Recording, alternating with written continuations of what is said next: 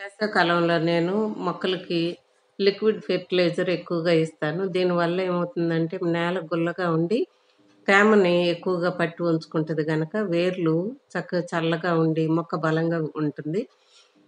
ఎక్కువ ఏపుగా పెరగకపోయినా తాజాగా ఉండటానికి ఇది అవకాశం ఇస్తుంది. దాని మూలాన నేను ఏమాత్రం ఫ్రూట్స్ లాంటివి ఉన్నా, ఫ్రూట్ పీల్స్ ఉన్నా నేను లిక్విడ్ ఫెర్టిలైజర్‌గా చేసి మొక్కలకిస్తాను.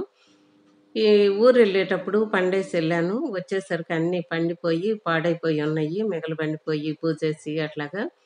వీటిని మనం మామూలుగా అయితే ఎరువులు అంటే కంపోస్ట్ తయారు చేసుకోవటానికేస్తాను. కానీ సమ్మర్‌లో మాత్రం నేను ఏదైనా గానీ లిక్విడ్ ఫెర్టిలైజర్‌గా చేసేసి మొక్కలకు పోసేస్తాను. ఇదైతే స్పీడుగా మొక్కలు పీల్చుకోవటానికి అవకాశం ఉంటది. మనం జ్యూసులు తాగినంత స్పీడ్‌గా అది కూడా మొక్కలు పీల్చుకొని చక్కగా తాజాగా ఉండి వేర్లు, చెట్టు పచ్చదనంతో బావుంటుంది.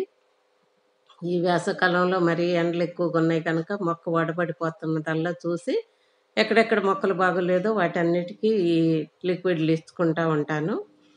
ఎక్కువ మొక్కల మీద నాకు కొంచెం ఎక్కువే పడతాయి. ఈ పళ్ళన్నీ కూడా టబ్‌లో నీళ్ళల్లో అన్నిటిని నలిపేసి బాగా ఆహ్, హ్మ్, మెత్తగా పండిపోయినా గానీ మనం పిసికేసి ఏసి దాంట్లోనే కొంచెం బెల్లం వేయటం వల్ల ఏమవుతుందంటే తొందరగా పులుస్తుంది. మనకెంత తియ్యని పండైనా సరే మనం బెల్లం వేసి కలిపి మూతబెట్టి ఉంచితే తొందరగా పులుస్తుంది. పులిసిన నీళ్ళు మనకి మొక్కలకి ఉపయోగపడతాయి బాగా. అందుకోసం అని చెప్పి నేను ఎప్పుడూ బెల్లం ఇలా తరిగి ఉంచుకుంటాను. ఆ తరిగున్న బెల్లం ఉంది. ఈ కాయలు పాడయ్యి ఉన్నాయి గదా! ఈ రెండిటిని కలిపేసి లిక్విడ్ తయారు చేసుకున్నాను.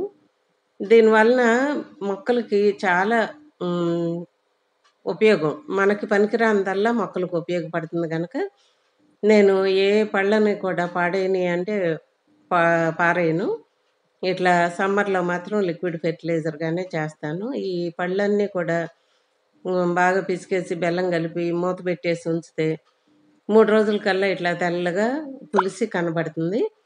అయితే 3 రోజులు కూడా 2 పూటలా మనం కలుపుతా ఉండాలి. కలపకపోతే పైన తెట్టు కట్టినట్టయి బూజేసిపోతుంది. అది అంత మంచిది గాదు. అందుకని 2 పూటల ఒకసారి కలిపి మూత పెట్టేసి ఉంచుకుంటే ఇట్లా చక్కటి ద్రావణం తయారవుతుంది. దీన్ని ఒక పెద్ద టబ్‌లోకి ఒక 4, 5 చిన్న బకెట్లు తీసుకొని పోసి, ఈ పెద్ద పెద్ద పళ్ళ మొక్కలన్నిటికీ కూడా నేను ఇస్తుంటాను. సమ్మర్‌లో మనకి కూరగాయ మొక్కలు ఏం లేవు గనక అన్నీ ఈ పెద్ద పెద్ద పళ్ళ మొక్కలు, పూల మొక్కలు వీటిలకి నేను ఇది పోయటం వల్ల నేల గుల్లబారి తేమని బాగా పట్టుంచి చెట్టు తాజాగా ఉంటుంది. పూలు కూడా బాగా ఇస్తాయి. సమ్మర్‌లో మనం గనక నీటి ని తేమ ఆరిపోకుండా చెట్టుని చూసామంటే మాత్రం చక్కగా పూత, పింద అన్నీ కూడా సమ్మర్‌లోనే ఎక్కువొస్తాయి. ఈట్లి వల్ల మనకి చుట్టూ చూడ్డానికి కూడా ఆహ్లాదంగా ఉంటది. ఈ పచ్చదనంతో పాటు పూలు కూడా ఉండాలి గనక వీటిని నేను జాగ్రత్తగా చూసుకుంటా ఉంటాను. ఈ ఆకు రాలుతా ఉంటది. ఈ ఆకుని నేను తీసేయకుండా అక్కడక్కడే ఉంచేస్తాను. నేలకి తేమ ఆరిపోకుండా మొక్క బాగుంటుంది.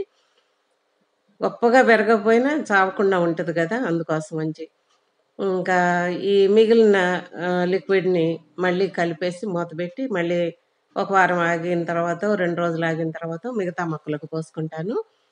ఇట్లా ట్రిప్పుల వారీగా పోసుకుంటా. ఎందుకంటే నాకు చాలా ఎక్కువ మొక్కలు గనక ఒకే రోజు పోయలేను. ఇట్లా 2, 3 రోజులకొకసారి కదిలిచ్చి మళ్ళీ పోసుకుంటా ఉంటా. చెట్లు కూడా చక్కగా పూతకొచ్చినియి. నాకైతే ఈ పూలు రాలినయి కూడా అక్కడే ఉంచటాన నేల చల్లగా ఉండి మొక్క బావుంటుంది.